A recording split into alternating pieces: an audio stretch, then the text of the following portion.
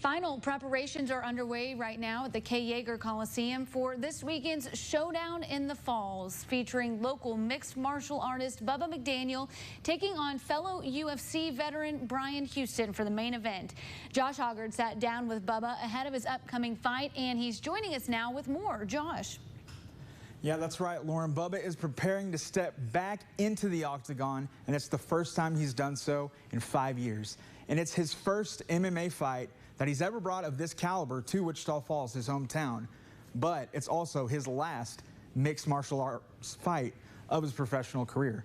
He's 40 years old now, and he's decided he's going to close out his career in his hometown and on his own terms.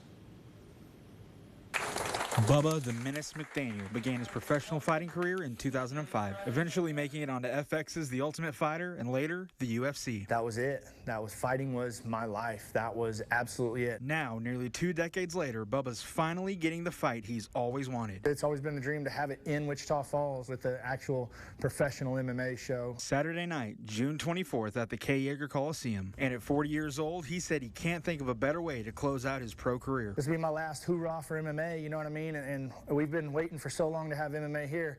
I'm glad to be able to send it off like this. Bubba's last MMA fight was in April of 2018 when he won by TKO in the first round. I didn't know that was my last fight. Now, more than 5 years later, he's finally stepping back into the ring one last time. It's real tough to be away from something for so long that you love. You know, you feel kind of like a piece of you's gone. But as Bubba prepares to return to the octagon, he can't help but think of another piece of him that's gone.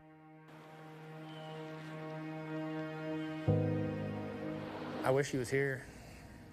I wish every day he was here. It's something he just can't help but think about as he gets ready to return to MMA. Heck, right now he'd be 7, you know? I wanted to watch him play baseball. I wanted to watch him run, things like that. I wanted to teach him how to fight. After Wilder died, Bubba took the fight out of the ring right to the steps of the Wichita County Courthouse. For years, he was at the forefront of a movement that captivated the entire city seeking justice for Wilder. There were dark days when that fight seemed like a lost cause. That is, until a Monday morning in March of 2023. You know, 1,614 days, you know what I mean? The end result finally came. The man accused of his son's murder, James Irvin Staley III, was convicted and sentenced to life behind bars. I had about a day or two of, excitement is not the word. It was kind of like I actually got to take a breath.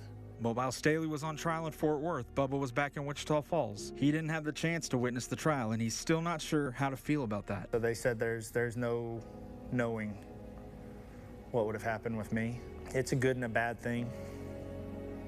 It's good that I didn't hurt the trial, but it's bad that I was robbed of being there. He can't go back to see his son's killer brought to justice. That's far past now. Sure. There's no being able to rewind time, sadly. And it wouldn't bring Wilder back anyway. If I could rewind time, it wouldn't be to go back to that. It'd be going way farther. He's just glad the verdict came back in favor of his son. It's a good thing that I didn't take anything to my own hands at that point. It's a good thing that everything that did happen, God's intervention. Like I say, I'm not real big on God right now. I'm real hateful with him right now. And that's just being honest. But somebody's looking out for me. Now, Bubba and I talked a lot more about the fight, about Staley's trial, about his son Phoenix and how he's changed his life, and also his wife Amber, who's facing a legal fight of her own after she pled guilty to charges of endangerment and tampering with evidence related to Wilder's death. And he didn't hold back. You want to make sure that you're back here for part 2 of my conversation with Bubba, and that's going to be coming up tonight on KFDX 3 News at 10 o'clock. Okay, we will see you then. Josh, thank you very much for that story.